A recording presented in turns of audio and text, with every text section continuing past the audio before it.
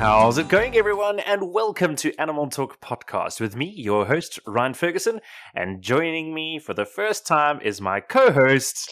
It's me, Ayrton King. Hey, Ryan, how are you? I'm good. How are you doing? I'm doing really good, thank you. I'm excited for our first official podcast together. What are we going to be chatting about today? Well, today we are talking about keeper burnout. I know, dun dun dun. Dun, dun, dun. That, I think, that's a really great and important topic for especially, us in the industry. It's a real thing. 100%. I definitely agree. And I think a lot of people are going to be able to relate to it, which is quite good because it's something that I think a lot of people don't really want to talk about or are even unsure if they're even going through that. They don't know what they're going through. So we can discuss a couple of those things and see how some people can get through them or know how to identify them and those type of things. So I'm quite excited to dive into this. Yeah, that's really cool. Me too. Notice we're using a lot of these words of diving in, swimming off. We know you're just sticking with the whole aquarium thing for now. I'm really enjoying that. I think that can stay. So we'll just keep throwing those aquarium references into the podcast. Oh, and by the way, just so you know, we had a comment from somebody, one of our listeners, to say that they would really like to have a swim off bumper sticker. I'm all for that. I think we need to get that rolling out, and then also the hashtag. I want to start the hashtag. Definitely.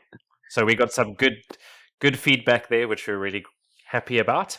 Okay, let's dive into the whole reason for this episode, and that's keeper burnout. So, what would you determine keeper burnout would be? So, I think what's most important about keeper burnout is, first of all, identifying it, that you're going through it. And I think, there's so much that happens in our daily lives as keepers that we always so focused on, the whole day is literally just focused on our animals and getting through the day. And then it's going home and then dealing with family stuff or friend stuff. And I think when you think about, burnout, I think it's really just acknowledging that you just get totally exhausted, right. Whether it's emotionally, like capacity that you have for, your own emotions, or dealing with emotions of, your family or fellow keepers. And also just realizing when it's happening to you is really important. So yeah, I think when you mention the word burnout, for me, it's exhaustion and very much linked for me to emotionally as well. Like you emotionally just can't cope with everything that's happening. Yeah, I think you hit the nail on the head there. It's so important for us to realize that we do have a life outside of work and that life also can affect our work, and our work affects our life. So it's all integrated, and if things are a little bit challenging or we're going through a lot, it affects both. And it's so important to know when it is affecting that. If I think back for myself, I think one of the biggest things for me working with animals is the idea that I have in my mind that I am like vitally important for that animal's survival. That animal's life is in my hands, and I think that's tends to make me feel quite anxious when things start maybe going wrong or things are not going to plan. Yeah, for sure. It makes me feel a bit anxious, and that's where I start feeling I get that little bit of that burnout coming in. Yeah, I mean that sure. What you said now, that there's a lot that for me comes to mind with you saying all of that. I think, realizing first of all that you need to have a life outside of what you're doing. And I think for a lot of people in the industry, we grow up with this idea that this is all I want to do when I get older. I know that for me was, I went straight from high school straight into the career that I am. And there was no kind of time to also just adjust to the fact that I'm no longer in school. I'm now straight into a job, from one thing with expectations and responsibility to something that's got completely different expectations and responsibilities. And then also it's so easy to then, you're so focused on trying to achieve your goals in your career that literally you live and breathe and everything is for that. And then outside of work, you're also trying to like find your outside. I want to call the outside you, outside of the work. And then also trying to just balance work and making sure everything's going good there. But then also, balancing a full-time life outside of work with friends and family. I'm also just laughing in my head because as I'm talking to you, I'm busy, still at work, observing my fish. So that responsibility. I was actually just about to mention that. So don't do what I'm doing. No, I'm teasing. I think it's important to have that balance. There is going to be times where you are going to be at work for long periods of time. And what plays into that role and that fact is that animals, things can happen any time of the day. I know we always have a joke at work that, after 4:00, when like most of the team has left, that's when something crucial happens. And then it's like all hands on deck.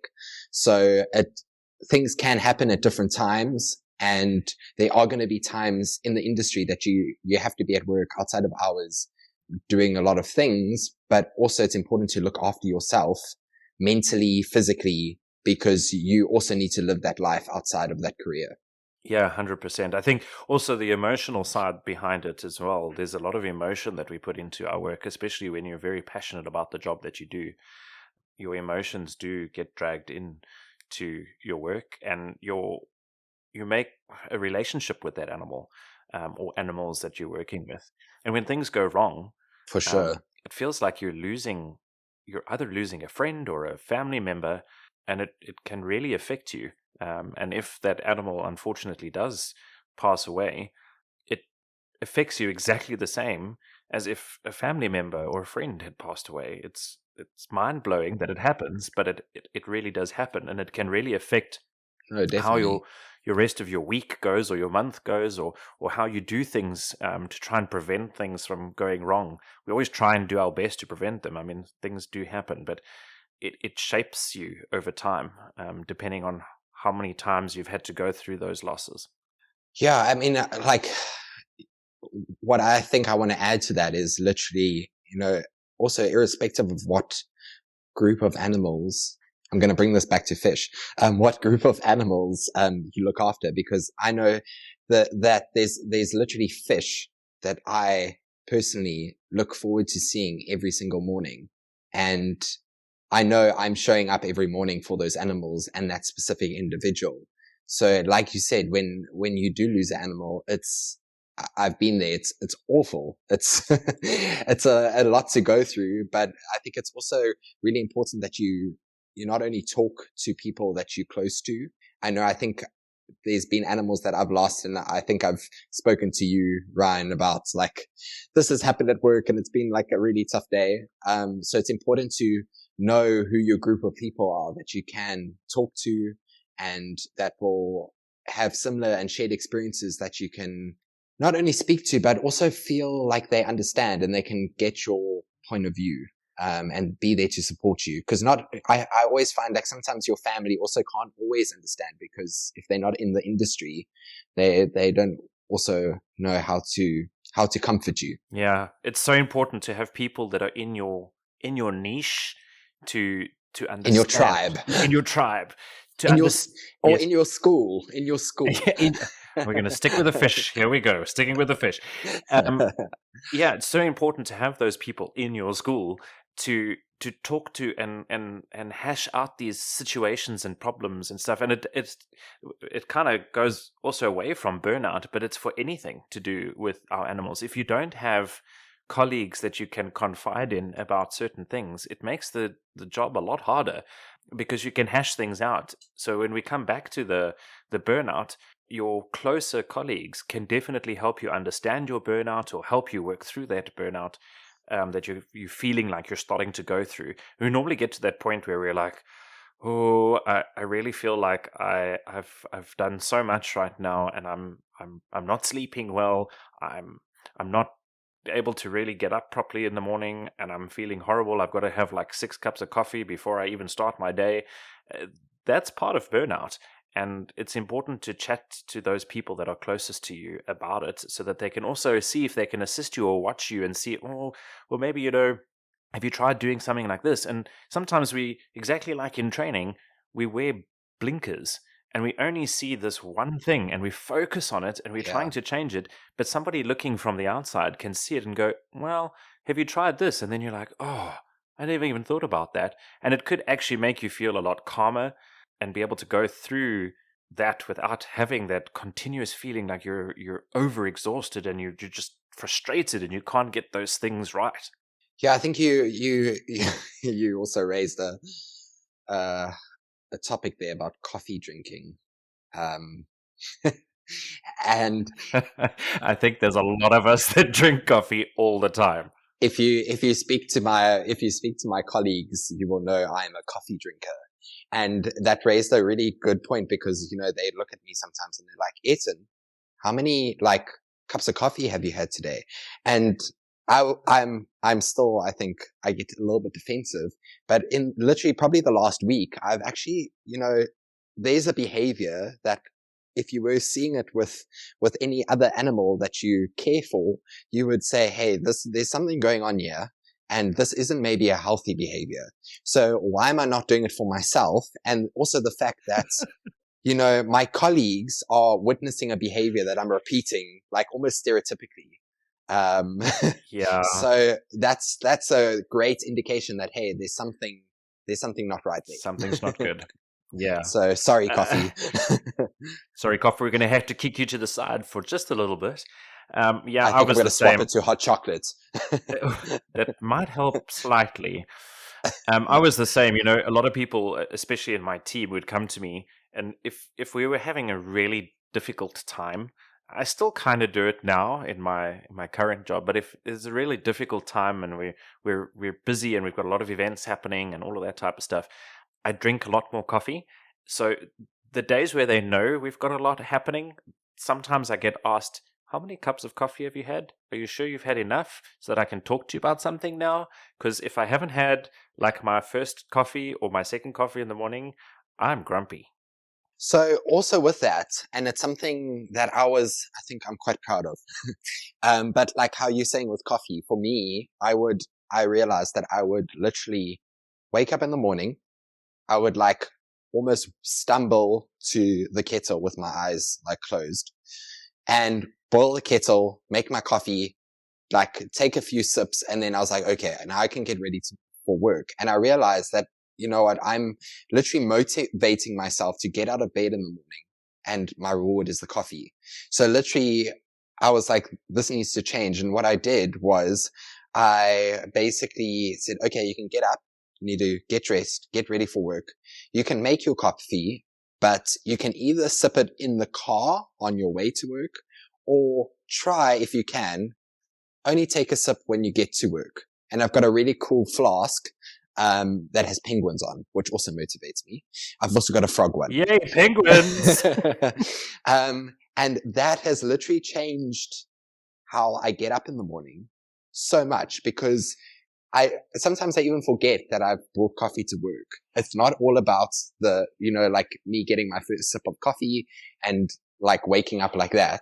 And I feel like I'm less reliant now on coffee in order to actually wake up, which for me is a win and really important. I needed to wake up on my own, without this like crutch of the coffee. That's great because now you've just helped somebody else who's got a coffee addiction that's listening. And they'll be like, that's a good idea. And I mean, for probably any animal trainer listening, that makes total sense because you're literally training yourself with the reinforcer only being delivered at the end there. So, yeah. Yeah, you just got to be really good at making sure that you only deliver it at the end. yes, you have to have a lot of a lot of self-confidence and Yeah. yeah. Yeah. So we've gone through now some of those burnout symptoms. So we're looking at probably like exhaustion, headaches. You're always feeling unwell. Things are not going great. Drinking a lot of coffee. Um, you know, that's something that you should be able to pick up. But if you can't, again, those colleagues will be able to help you. How are we going to fix that? We've now fixed the coffee part, but how are we going to now figure out how we're going to start fixing up this burnout? So, like I mentioned, I think the first thing is acknowledging it. I know there's a very good colleague of mine that I worked with, and he started realizing when he was entering. So he acknowledged he does burnout. He also then acknowledged that he has certain things he's realized, certain behaviors he realizes that happen or occur right about when he knows he's going to like hit burnout. One of the things was he struggles really a lot to tolerate people like being around him, and then also struggling to do certain. That is a true animal person. Sorry to interrupt you, but that's a true animal person that goes, I just can't deal with these people. I'd rather go and sit there with the animal I'm working sit with the with fish rather than dealing with people. Yes. So it was that, and then also it was there were certain tasks that he would realize that he just couldn't, like actually some of the time would be simple basic tasks that like it's whether he's got something to do and then he gets to the location and he can't remember why he's there, which I think happens to a lot of us. And then you leave that location and you go back and then you remember and then you go back and then you can't remember again. That's like really the start of there's something not right. That's not old age. I thought it was old age. It's not old age. I don't think. Okay, that's good. I'm glad. No, it's fine. We'll keep it at that. But what was great for me with that colleague was he spoke to me about it, and we worked quite closely for a period. So as soon as I would, he would say something either to me or to another colleague, and I would hear that it's got a very sharp tone, and it's not how his normal character is. That was a clear indication that there was a lot going on, and he needs help. So we could actually pick up on the behavior cues of each other, and I could then step in, or my colleagues could step in and assist him to help him get through, whether it was a lot of work that he needed to do or things like that. So I think it's really important to identify that you are about to burn out, acknowledge that you are going through that, and then also with the people that are close to you and spend a lot of time with you, just, tell them this is what's going on so that they can also help you. I know for myself, it's the same. I become very, very snappy. And that's for me, I don't know, maybe my colleagues will disagree. But for me, that is out of my character. Most of the time I'm very patient and I try and be very understanding, but in those periods I become very snappy. And that's also a clear indication that, I'm heading to burnout. Mm-hmm. Yeah. Something's up. Yeah. I can actually say this, and that is, I wouldn't say it's keeper burnout, but I've been feeling a bit of a burnout. So I've been working quite hard at a lot of projects that we've been doing, and it's a lot of late days, continuously working. My job is a little bit more 24 hours than I a keeper job could potentially be. You go home and there's potentially somebody else or security that deals with it. I've got to be sort of available as often as possible. I think I would die. Yeah, so it's a little bit challenging. So I've been feeling that feeling of that burnout, and I've actually been experiencing more of a health issue. I have an underlying problem, and it reverts from, unfortunately, the COVID period. I did get COVID, which has unfortunately damaged my immune system. So I now sit with a bit of a problem with that. So that is now flaring up and causing problems. So it's actually one of the main reasons why I felt it was so important to reboot Animal Talk podcast and get involved in something outside of my current job, so that I can not only focus on one thing, but have a few things to focus on, like a hobby, which is one of the things that people can do to relax and take care of themselves. Self-care is so important, 100%. and I don't do that. I don't do it. I will admit it. I don't do it. I'm really bad at it. I stress a lot. I have a very bad habit of stressing, and I always say to people, I'm like, I don't know how to de-stress. I come home, I have my animals with me. That should be de-stressing, but it obviously is not. So I had thought about it, and I was like, I've got to do something. And yeah, so I thought, well, let's get this back up and running, and it can be something else that I can be passionate about, so that my brain is not focused on one thing that I'm burning out on, if that makes sense. Yeah, no, that makes so much sense. I think the word we always use is you need to decompress.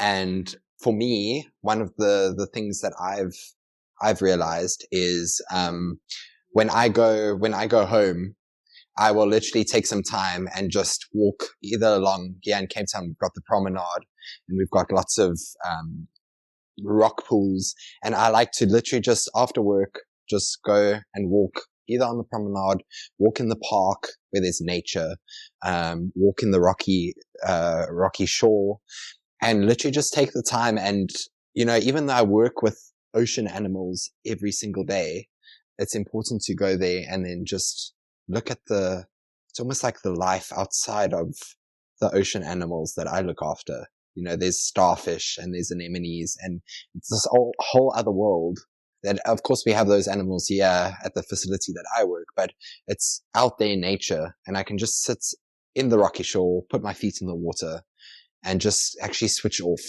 Another way you can do that at home is listening to music. I know some of my colleagues like to read books. So just find something that, is something that you enjoy. And when you get home, just take some time and just do that and turn off from the daily grind, basically.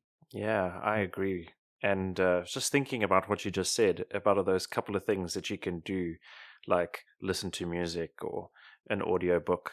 You could also listen to a podcast. Yeah, there is a really good one that I've been listening to. It's called Animal Talk Podcast. Really? Yeah. Wow. You should give it a I try, must give that one a listen. Yeah. I'll have to see in my spare time. I'll give it a listen.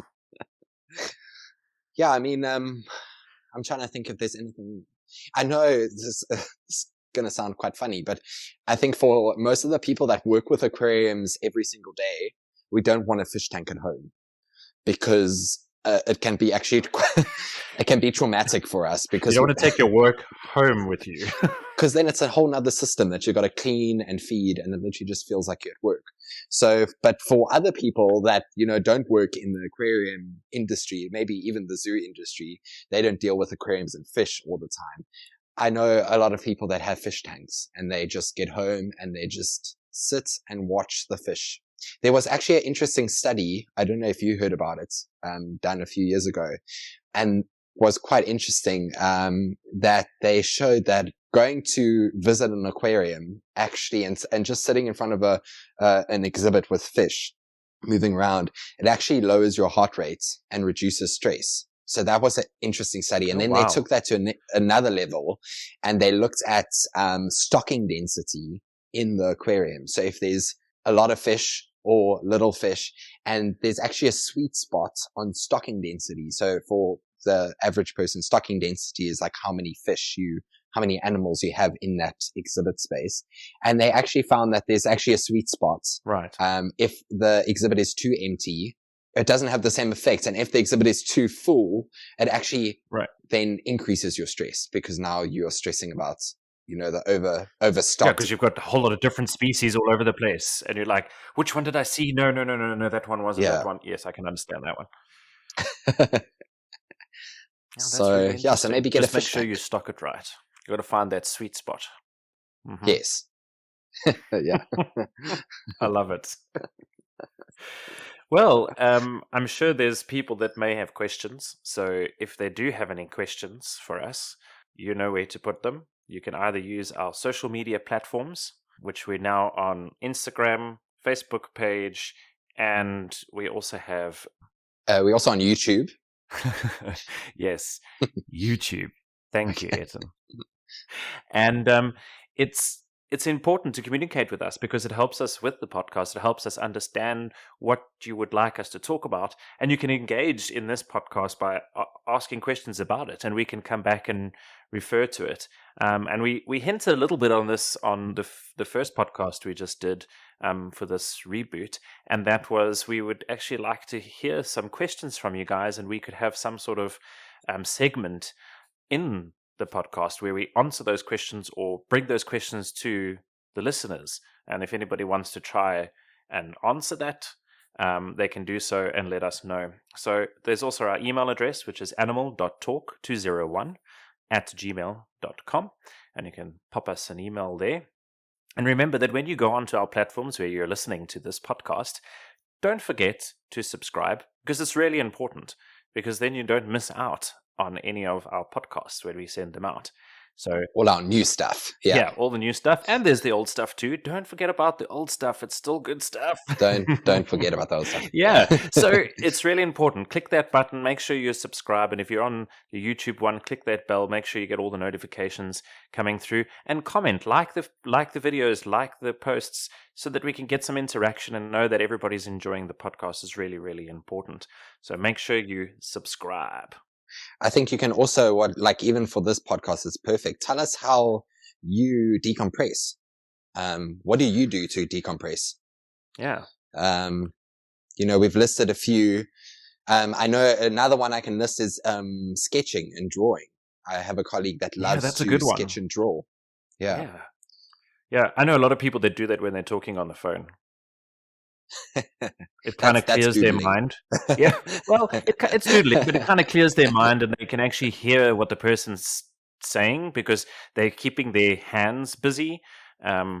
Whereas if they're not keeping their hands busy, they're so focused on why their hands want to move all the time. But if they're doodling, it helps them listen. So I used to do that in meetings as well, is just doodle a little bit, and then I could take things in.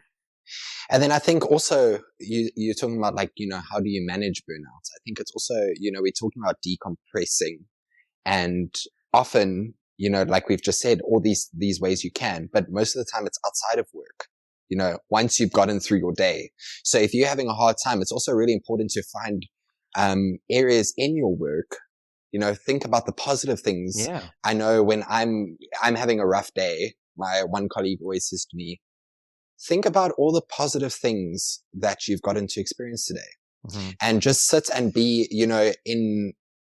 in just, the joy and the happiness of what we get to do. Yep. And think about all the things you're grateful for. Yeah. And immediately it's so amazing to just sit and you can close your eyes and you can think about, for me, I get to dive in an exhibit where I get to dive with stingrays and turtles and all these amazing fish. And immediately your mindset has just changed. Think of all the different animals, if you're a keeper, that you get to experience and work with. Or find something that you do in your day that helps you decompress. For me, it's definitely diving, because I can go underwater and I can just, be in their world. And that I'm always forever grateful for. So that's something I use to decompress. Or if I need to just actually step out of the facility I work, I just step out of the building for literally 2 or 5 minutes. We've got the harbor outside, and I just walk along the jetties and see, if there's any jellyfish or if there's any wildlife outside. So it's important to find your way of decompressing in your workplace. Because if you are going through something during the day and you need to just quickly, decompress, I don't think any of your colleagues are going to say, hey, you can't do that. If you're going through something, they're going to actually support you managing, your time and your stress and looking after yourself, because we all ultimately need one another. I know when my colleague's sick, it means I need to cover their section, which means there's more work for me to do in a day, which I don't mind. But if we all manage our own stress and manage our own, our own well-being, ultimately it benefits the team if you're working in one. Definitely. And we're in this animal industry tend to forget that we have lunch breaks. We get so engrossed in our day, We do. and we What's that? yes, lunch break, huh? We forget that we need to take these breaks, and those breaks are really, really important. And I've Especially those coffee breaks. yes, but I've really decided that I have to take that break in the day just to sit and almost try and clear my mind, because it really does help me get through the rest of the day. We mustn't think that, okay, you know what, I'm just going to push through and get everything done and go home and then I'm going to relax. You need that little bit of a break. You need that time to yourself where you can just sit and enjoy whatever you've brought for lunch, or you go with your colleagues to a place to get lunch, or whatever the situation is in your lunch break. It allows you to de-stress, allows you to chat about things. Try not bring up work things when you're talking to each other. I know it's really difficult, especially in our industry. We always, you know what, you can bring up the animals that you work with, but just don't bring up any, really hectic things. Leave the politics, leave the people politics behind. Yeah, we all know it's there. Work politics is there. Leave that behind and try and just focus on the good things and chat to each other about those good things. I think that's one really good way to de-stress halfway through your day. I think it's so important. Yeah, and if you're sharing all those good things, especially in a team environment, you are also being like a catalyst. So you are literally like bringing all this positive stuff up. And it's not only going to, mentally and emotionally change things for you, but it also is going to change it for your colleague who might be going through some stuff at home or in the workplace. So be that positive, I think one term that we use at our facility is love and light. Be that bright light, and try and, always be optimistic and positive. I know it's really difficult sometimes in situations, but try and be that positive person that is there not only for yourself, but for the other team members. Yeah, help each other out. Make sure that everybody knows that I can confide in you, or we can chat about things. I think that's really important. Like you and I, we've been able to, over the years, to be able to talk about multiple things. I mean, I can't even think of one thing right now because there's just so much. But it's so important to have a person like that where you can just confide in them and just talk about absolutely anything, and they're just there, even if they're just there to listen. Yeah, no, for sure. It can help so much. Yeah. Well, I think this topic is going to stimulate some conversation, which is amazing. So like we said, I hope so. Let us know, how do you decompress? How do you sort out burnout? Let's talk about it. Let's chat about it. Let us know. Comment, send us an email if you've got any questions, and we'll be happy to answer those for you. And yeah, I think it's been a great episode. Just to let everybody know that we are going to be doing our best to get these episodes out every week. So the idea is that an episode will drop every Sunday. So a Sunday morning, you'd wake up to one of our episodes. And we hope that you guys get to listen to our episodes. And even while you're there cleaning your enclosures in the morning, or preparing diets for the animals that you're looking after, or just getting things ready on weekend to go anywhere, or driving somewhere, and you're listening to us, it'll be great to know that you guys are listening in on us and what we have to say. Yeah, I think before we go, there's actually one thing that you made me think about now that I also want to mention. And it's something I had a conversation with a colleague about earlier today. And that is literally, most of us work with animals, and animals are sometimes so in tune to us. They've almost got this like sixth sense, like about us. So also just observe your animals and see how they're responding to you. Because I know, way back when I first started working, with penguins, I noticed that the birds would interact with me differently depending on what mood I was in. So if you are seeing something in your animals, how they're interacting with you, they are also telling you stuff. So maybe, we're talking about all these humans that are around you that can help you with burnout and fatigue and things that you're going through, but also listen to your animals, because they'll probably tell you probably even before the humans do, that, hey, there's something fishy about you and you need to sort that out. That's a different podcast. That was last week's. We're in this one. No, I'm joking. Yeah, so I think animals are amazing, as we all know. That's why we're here. So I know for just a clear example, like going back to the penguins for me, they would eat differently. Like the amounts of food they would eat would differ depending on what mood I was in, which was amazing. If I was in a happy, confident mood, they would be confident in coming to get food from me. If I was going through stuff, their eating would reflect that. And it was something I started picking up on. And it was amazing actually to see, because you could then start predicting, like, hey, that bird's not going to come over to me today because I'm not in the greatest space. And it was just, it's just amazing, I think. Animals read body language way better than we can. We've kind of lost that ability to read body language. And that's actually where you pick up problems, is as soon as you pick up somebody's body language. And just knowing that, and animals are so good at it. So yes, I 100% agree with you there. I've had that same experience, and I know when I was working at the bird show, I knew that if today I'm going to be working with this specific bird and I'm feeling the way I'm feeling right now, I'm going to get nothing. This bird's going to just fly off, and it would just end up sitting in a tree and be like, I don't want to be involved. I don't want to be part of this. So I don't want to be around you. Yeah. Or you're sort out your stuff. You're giving off this vibe that something's wrong, so I'm going to go hide. Yeah. They literally have no filters, which is sometimes also a little bit hurtful. Yes, they tell you how it is. Definitely. Well, that's good. I think we've done a great job at this one. I think we're going to hopefully get some comments and some interesting input from everyone. And yeah, thanks very much, Ayrton. It's been great having a co-host for the first time. It's so nice to know that I'm going to have somebody that we can just talk about things on the podcast, and I don't have to worry about timing and making sure that I get this guest in and that guest in. We can literally just talk about these topics, which is really exciting. Yeah, I've enjoyed this, Ryne. I think it's really great to also, just for me, it just feels like you and I have just been chatting.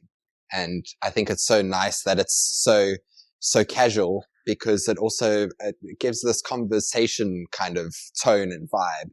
So for people listening, hopefully they just feel like they're part of the conversation, and it's hopefully easy to listen to. And yeah, I'm excited to see what feedback we get. If you do, as you said, if there is any comments, or any feedback that you have, let us know. And yeah, as Ryne said, subscribe and follow us on all our social media. It will be great to just expand our reach to as many people that are interested in what we're doing. Yep, I totally agree. Thanks very much, everyone. Thanks for listening. And you know what? Keep safe, and animals are our passion. Thanks, everybody. And remember, when it comes to our animals, our quality of care is their quality of life. Cheers. Bye.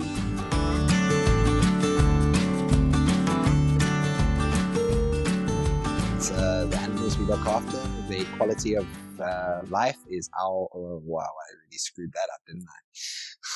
It's fine, just try again. There's a blooper.